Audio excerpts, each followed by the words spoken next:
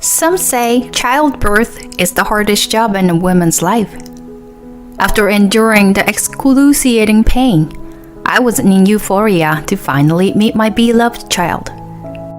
But a stupid man trampled on everything. If you can't even take care of the housework, I'm done with you. My husband Jason threw divorce papers at me. Unforgivable. The flame of revenge surged through me. My name is Heather.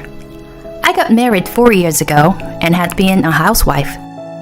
We had hoped to have children as soon as we were married. Unfortunately, I wasn't able to conceive even after a while. When I came to realize it, I was already 30 years old. I was getting impatient seeing women around me having babies.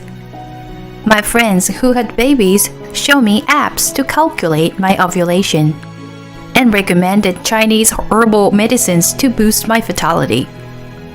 I tried everything, but nothing was successful. After 3 years of trying, I suggested to Jason that we go for an infertility treatment, but he refused. His reason was it was too much of a hassle. Many women get pregnant without medical help, don't they? Have you been putting in enough effort? He was totally ignorant about conception. It wasn't just up to me, but his effort was necessary too. I had tried to make him understand that, but he wasn't interested. You're overreacting. It's a waste of money to go for the treatment. He insisted it wasn't worth spending to conceive. I fell in love with him for being a sweet and caring person. But I wondered if it was all a delusion. A minor hiccup slowly turned into distrust. Before we were married, he wanted to have 2 kids. And he was eager to share the duty of housework and bringing up children. I assumed he was also feeling the pressure and stress. We were having more arguments over infertility issues, and maybe I was being a little too sensitive. As I reflected, I tried to be more affectionate and caring towards him. Love you, hon. Thank you for taking the trash out. However, I couldn't help but notice that we were becoming more distant. Are you not knocked up yet? You are already 30, aren't you? Isn't it getting too late? Why can't you get pregnant? A woman comes of age once she bears a child, right? The heartless words of Jason stopped me each time. My only ally was his mother, Maggie. Don't say such terrible things. Don't mind him. She lived nearby and was a very kind mother-in-law who brought delicious food that she wanted to share with us every weekend. She scolded Jason for his nasty words and deeds and always defended me. I, too, couldn't get pregnant for a long time. And my mother-in-law used to make comments about it. It was really hurtful to hear on top of my own anguish. My parents had passed away already, so I trusted her like my own mother. You can talk to me about anything. I was thankful for her kindness. She lost her husband early and raised Jason alone. The words of a strong woman were most reassuring. How can such an insensitive man like Jason be the son of this sweet woman? I couldn't help but wonder. At such a time, I became pregnant. Our long-awaited first child after 5 years of marriage. No way. Really? Happiness trembled inside of me as I clutched the test kit. Congratulations! That's really great!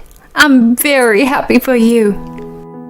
I shared the joyous news with Maggie first. Thank you so much for all your support, Maggie. Nonsense. I'll always be here if you need me. Don't forget that. I wanted to surprise Jason and watch his face brighten up. I looked forward to him coming back home that day. But... Oh, finally! I felt a sting of pain at his nonchalant reaction. It's our long-awaited baby. Aren't you excited? For what? There's nothing to be excited about. It's such a normal thing. Wow, what a killjoy. I expected him to be overjoyed, so I couldn't hide my surprise at his unexpected reaction. Normal couple would have 2 kids by now. It's just that you are an anomaly.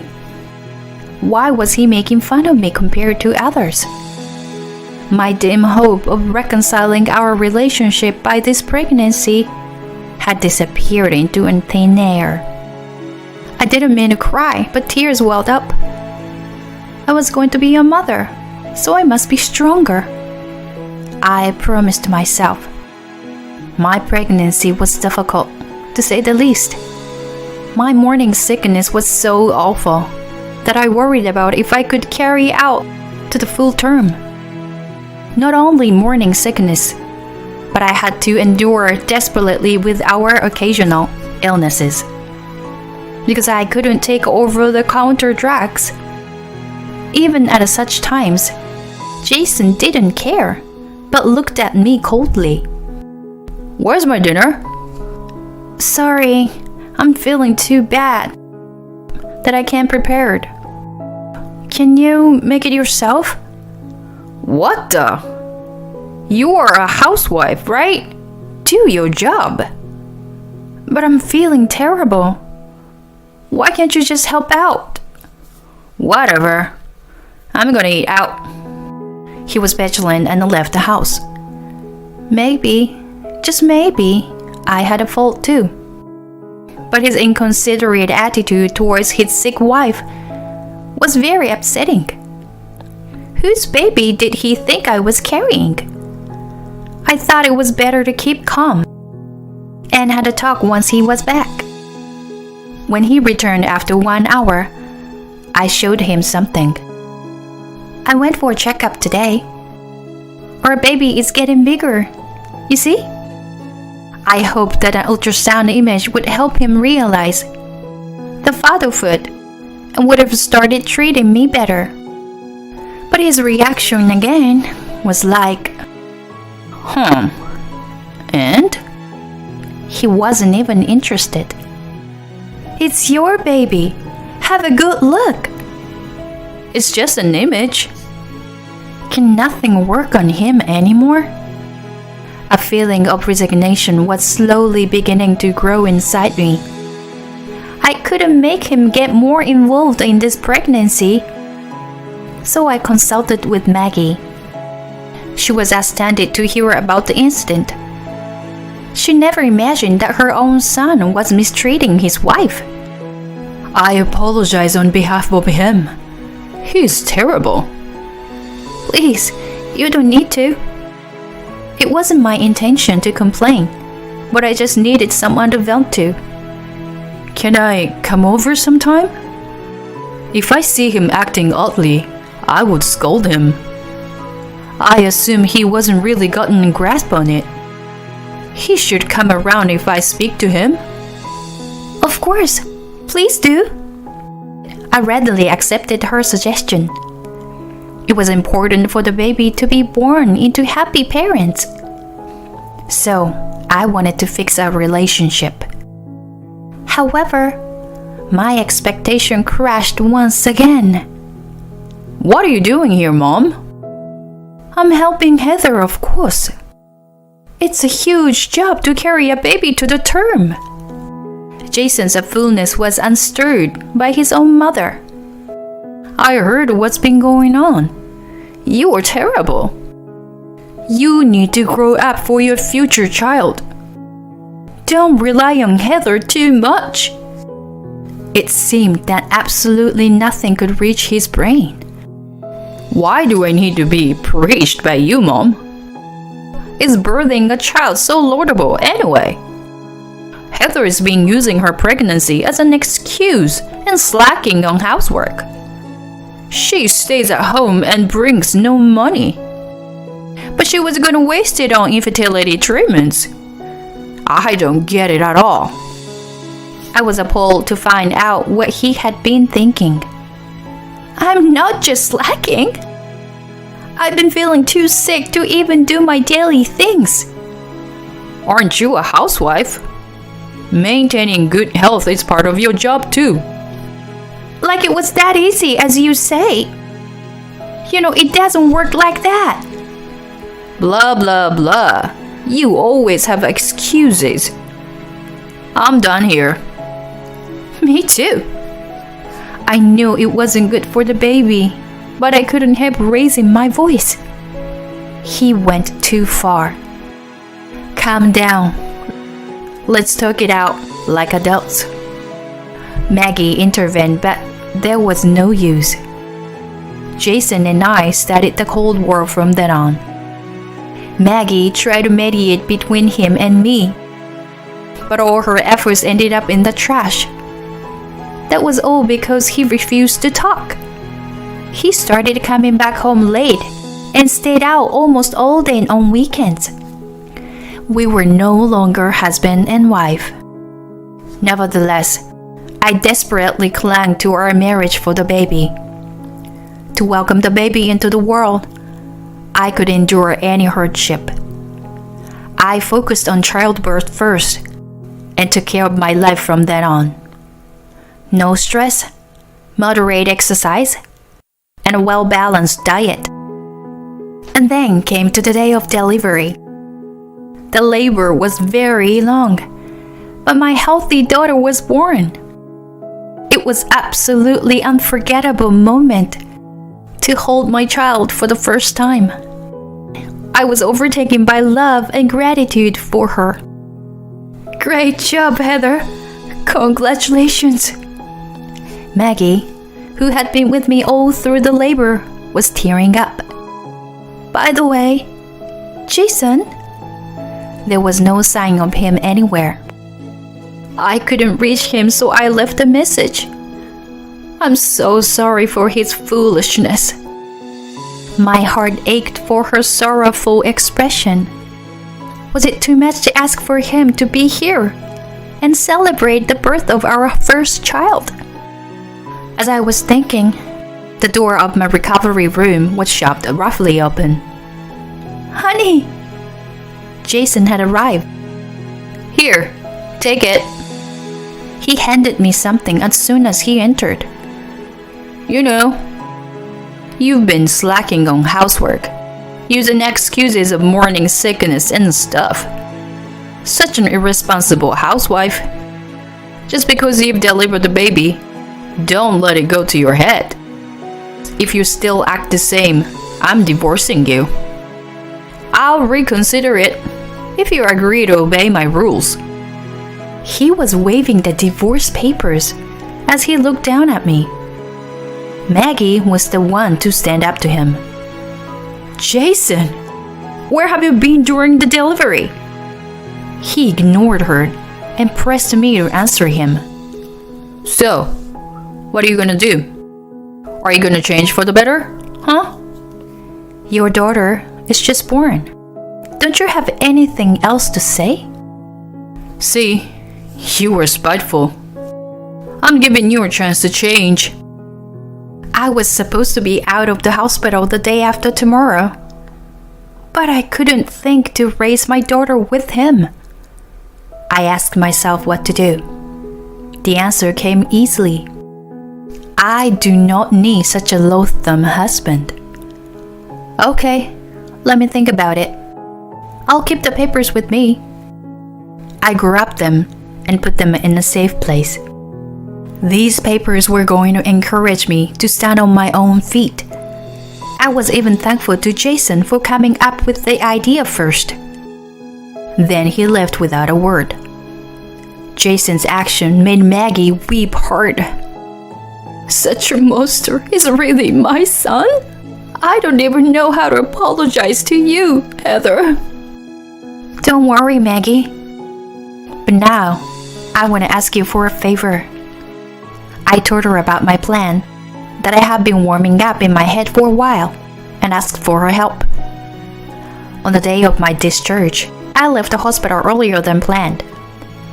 I held my beloved daughter and took a taxi to a certain place where we are going to live for the time being. When we arrived, Maggie was already awaiting us. "How are you, Heather? Come inside." "Thank you. But is it really okay?" "Of course. It's been empty for a while now. I've had it cleaned out so you can just move right in." Our new home was the house of Maggie's late parents. She arranged the mover. On the next day, Jason mentioned the divorce and had my things packed up and relocated. I was beyond grateful to her. "Now, what are you gonna do about the divorce?" "Of course I will. We don't need such an awful man in our lives." "I agree. You can make it without him. I will support you whatever you decide to do. But we will no longer be related. Are you okay with that?" "Never mind. I always think of you as my own daughter anyway. No difference from now on." Her kindness warmed my heart. "I always think of you my own mother too. I wish to keep our new friendship for a long time." We smiled and hugged each other tightly. The three of us will get along just fine. Since then, Maggie and I deepened our friendship. The night I was discharged, Jason called me. Hey, where have you gone? "None of your business." The nurse told me you were already gone when I came by. Weren't you supposed to be out in the afternoon? And your things are all gone from the house. What did you do with the divorce papers? It was the right idea to leave earlier. If we had bumped into each other, my plan wasn't gonna work. Of course. I've signed and left them with my lawyer. What? Why did you do that? What do you mean? You brought them to me. I just wanted you to change your attitude. Besides, how could we divorce now that we have a child? You were such a fool. What? Who do you think you are? You are the fool who doesn't care about our child and suggests to divorce in the first place. Don't regret it. Whatever you say. We are strangers now. But I'll demand proper child support. It is our daughter's right. My lawyer was supposed to contact him for the details later. Jason didn't really think that I was going to divorce him, but I didn't care. Have a nice life. I hang up on him and run to my beloved daughter. I had to be strong for her. I couldn't be intimidated by something like this. Afterward, I sent him my child support request through my lawyer.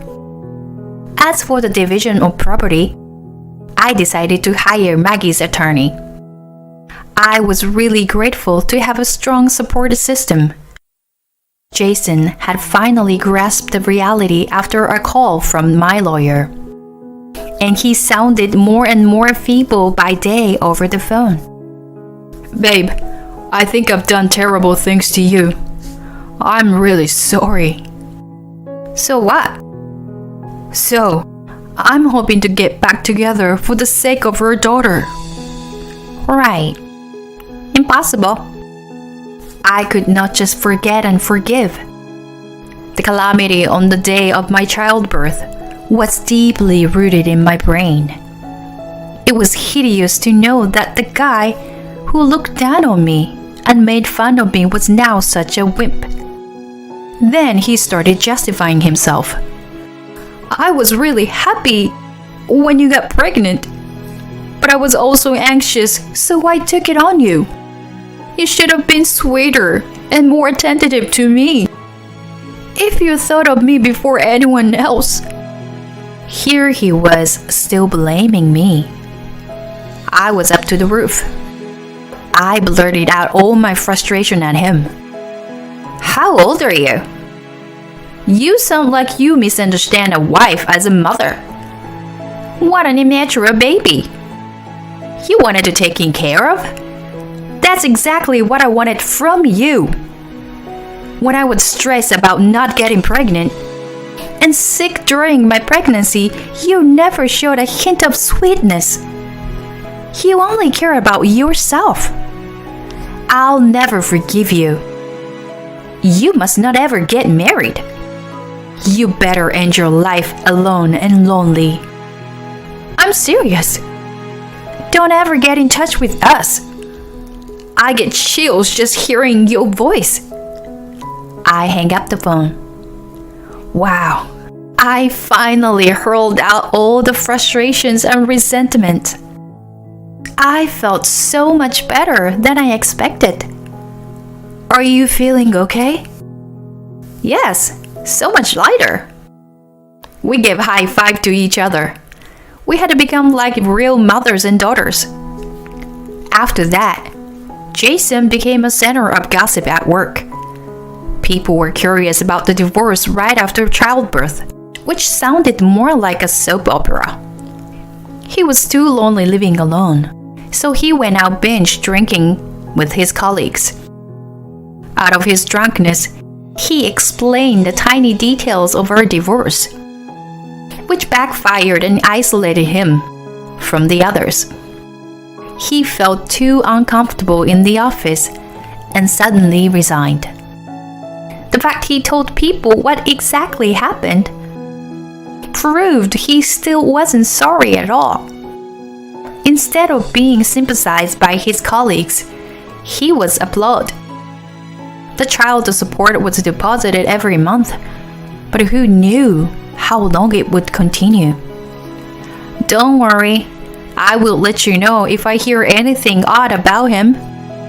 My relatives and I have been watching him. Maggie was the one who told me about his resignation and the reason why. I'm currently living with my daughter and Maggie. It's an unusual combination, but a grandmother's love for my daughter is a big part of her life. Do you want to marry again? No way! I had enough with marriage. I laughed awkwardly, holding my daughter. Don't say that. Even though you're a single mother, you need to enjoy your own life. You're still young. I never imagined such words from the mother of my ex-husband.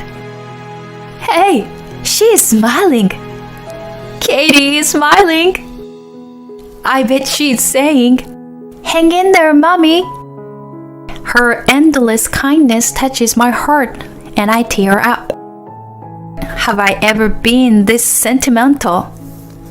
I will always do my best to make my daughter happy, and I will be happy myself. I promise to my smiling daughter.